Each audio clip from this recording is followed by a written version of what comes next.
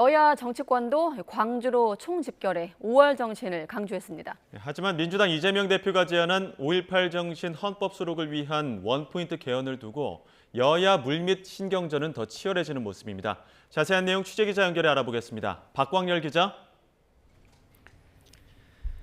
네, 국회입니다. 네, 여야 모두 대거 광주로 향했습니다. 추모 의지도 물론 있겠습니다만 아무래도 총선이 다가오는 상황이기 때문에 호남 민심을 의식했다고 볼 수 있을까요? 네, 그렇습니다. 여당 지도부의 오늘 이 광주 최고위원회의 발언에서도 호남 민심을 잡기 위한 기류가 강하게 느껴졌는데요.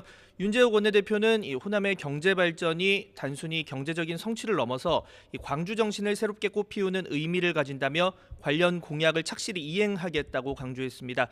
앞서 지도부 일부는 5.18 전야제에 참석하기도 했는데 이 보수정당 지도부로는 2015년 이후 8년 만입니다.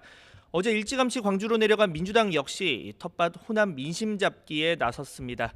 이 정부 여당에 대한 견제구 역시 잊지 않았는데요. 이재명 대표는 SNS를 통해 이 보수 정부가 학살의 후예임을 입증하듯 끝내 5.18 부정 DNA를 극복하지 못했다며 5.18 정신 계승이 진심이라면 망언을 일삼은 정부 여당 인사 엄정 조치가 먼저라고 꼬집기도 했습니다. 네, 5.18 정신 수록을 골자로 한 원포인트 개헌에 대해서 정부 여당과 민주당 사이 기싸움은 더 치열해지고 있죠. 네, 그렇습니다. 조금 전 보도로 보신 것처럼 이 대통령실은 지금 이재명 대표의 5.18 정신 헌법 수록 원포인트 개헌 제안을 이 비리로 얼룩진 현재의 국면을 돌파하려는 국면 전환용 꼼수라고 일축하고 있는데요. 이재명 대표는 즉각 반발했습니다. 이 5.18 개헌의 적기를 내년 총선이라고 언급하면서 동시에 비리 의혹에 대한 국면 전환용이라는 대통령실 비판에 대해서도 이 검찰 권력의 남용이라는 표현을 쓰며 강하게 반박했는데요. 들어보시죠. 아무런 증거도 없이 정적을 말살하기 위해서, 야당을 파괴하기 위해서 부당한 검찰권 남용, 부당한 기소를 했다는 것은 지금 여러분들이 보시는 것처럼 다 밝혀지고 있습니다.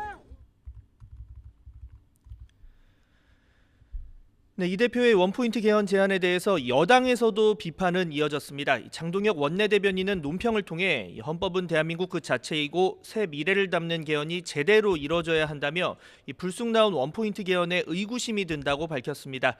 불리한 상황을 덮고 모든 이슈를 개헌에 돌리려는 것이 아니냐는 겁니다.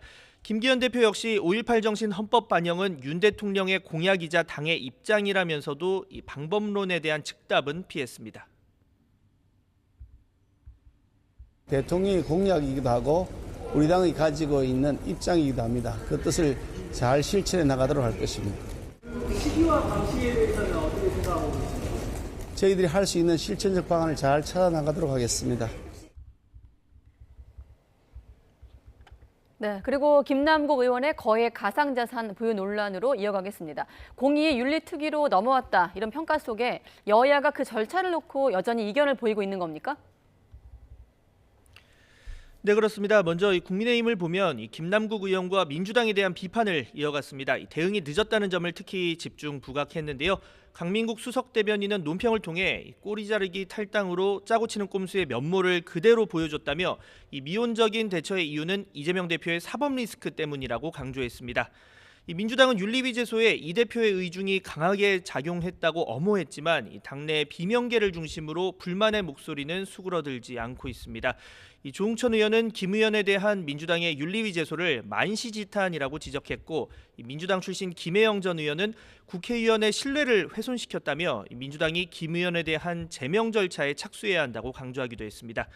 이런 가운데 김 의원에 대한 국회 윤리특위 절차를 둘러싼 여야 이견도 지속되고 있습니다. 국민의힘은 숙려 기간에 자문위까지 거치면 60에서 80일이 걸린다며 이를 줄여야 한다는 입장인 반면 민주당은 국회법상 절차를 급하게 진행해서는 안 된다는 입장을 유지하고 있습니다. 지금까지 국회에서 전해드렸습니다.